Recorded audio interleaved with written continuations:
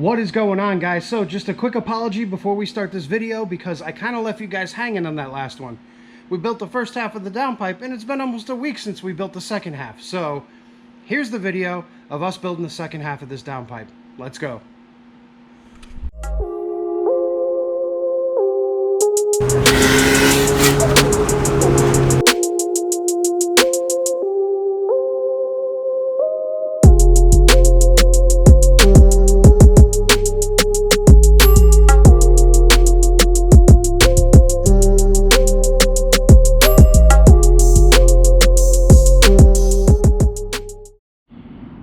X5 putting in work today, boys. Just when you think you have everything you need, you find another tool that you need. So there we go. We're gonna get this into the shop, put this thing together, and hopefully it's not a piece of garbage. That's a funny sound. So for those of you who are interested in starting a business, just be well aware that you're not going to be a millionaire, most likely. The usual thing that happens is you make a little bit of money, then you find some more tools you need or don't need. But we needed this one, and we were going to get a big, industrial grade bandsaw, but I couldn't decide whether or not I wanted a stand-up or a horizontal, and we went for the next best thing. On sale for $259. 20% off coupon brought it to $207. And yeah, it's a Harbor Freight special. And since we're moving soon, we didn't want to buy anything huge that was going to be impossible to move. So we bought this little guy. Now, I've heard that these are actually halfway decent. You just need to do a couple little modifications to it. So what we're going to do is we're going to open up this here box. See what we got inside. Hopefully all the parts are there. Let's see what we got. Instructions. We can throw those right in the garbage. Alright, so looks like all the parts and pieces are there for the most part. So I'm going to go ahead and unbox this puppy. We're going to put it all together and I'll bring you guys back and show you what I think of it. So we got it all set up. Seems to be cutting pretty good. Running super slow speed right now just because it's stainless and I want to try to preserve the blade as long as possible, but we're getting some nice, you can tell that side right there is with the chop saw, that side is with the bandsaw, so we're doing much better with the bandsaw.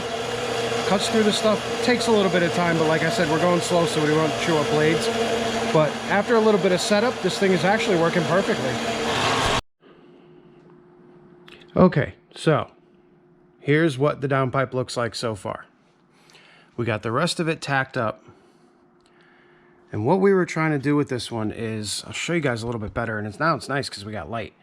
But you can see now we're following the contour of the oil pan, which gets us away from the transfer case, and it gets us away from everything else. Now what we're trying to do is keep a 1/2 inch of clearance or better underneath everything. Now once these spacers are out over here, we'll be able to we'll still have about 3/8 of an inch to 7/16 of an inch of clearance there, which will be perfect for what we're trying to do. Then back here you can see that we do have clearance above, and most importantly we have clearance over here, same, about a 1/2 inch or so, and we set the flex joint back further. It used to sit like literally right up against this bar, so we set that back further. And we come up here into a V-band. So off of that V-band, from this V-band back, it's going to be straight titanium. So now what we got to do is we have to find a place too to put these 2 oxygen sensors. Now my thought is they're pretty far away from everything, so what I want to do is get them a little bit closer. So what I'm contemplating is actually putting them right in this area right here, where we actually have plenty of room. So maybe we'll get one sensor right here, we'll get the other sensor right here, but either way we got to make sure we get those sensors in, because one of them is a wideband for the car, one of them is actually the wideband for the gauge, so we'll make sure we get those. But remember what I told you guys about pie cuts? This is where they kind of come in handy, because we needed a little bit of a 4 or 5 degree area over here, Then we needed one single 9-degree section here. Then we used 2 sections right here, and that just gave us that nice little kick over to follow the oil pan that we needed. So I think we're doing good here, guys. So far so good. So now what I'm going to do is I'll take you guys over to the table and we will get the rest of this thing welded up, and we'll be good to go. All right, now all we have to do is clean this thing up with a little bit of acetone, and we're going to start welding.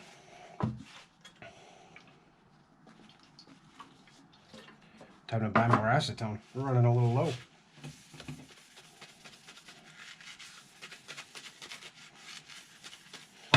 Now, if you notice, guys, I clean up a lot of this stuff with acetone before I weld it.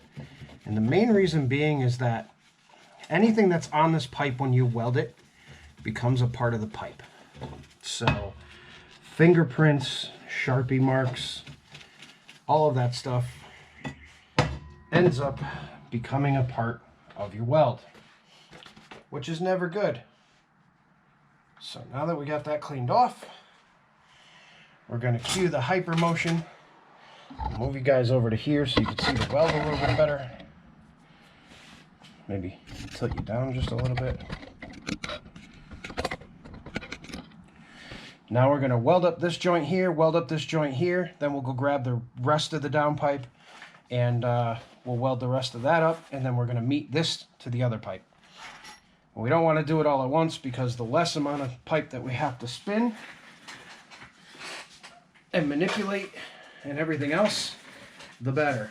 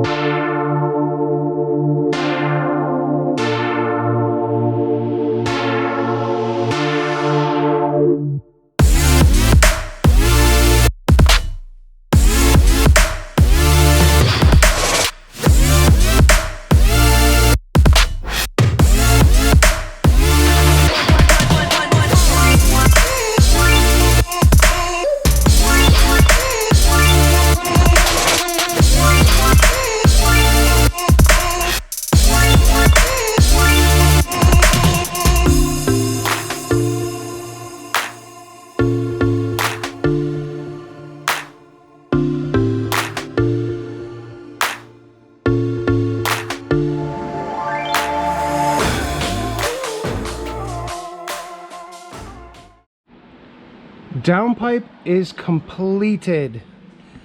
So you can see here, we got this nice flange up here that we welded on. We still got to put the gasket in, but then we got our famous pie cuts. We come back, we got plenty of clearance under the bar here. Come back a little bit further, we got clearance up above there. And we're going to a V-band. And after this V-band will be the titanium. So, got our O2 sensors in. Like I said, we got plenty of clearance here now. Everything's gonna fit perfectly. I don't know how well you guys will be able to see that, but we'll try to get up there. Yeah, so follows the contours of the vehicle pretty nice, follows the oil pan pretty nice. I'm happy with it. I think it'll be great. We got like a 1/2 inch of clearance pretty much anywhere that there needs to be clearance. We took the spacers out of that tie bar in the center, so that fits perfectly now. Don't mind the gigantic hole in the engine. We'll be taking care of that soon enough.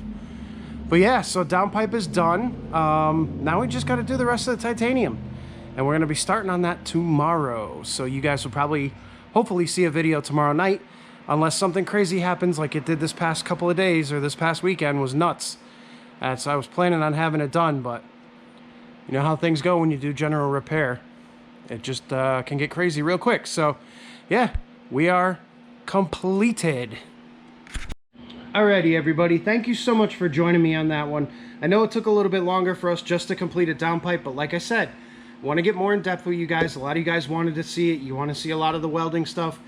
You want to see how we mock stuff up and tack stuff and all that other stuff, and great, here you go. This is it. So yes, 2-part video on that. We are going to start on the titanium tomorrow. We'll get the titanium situated and running, and I'll probably take you guys along to show you some of the tricks and tips that I use to mock things up. So we'll get there tomorrow. So it is now probably midnight or so. It's humid as heck. I'm sweating my butt off. I was slaving over the welder. So we are done, folks, and I will see you on the next one. Have a great night.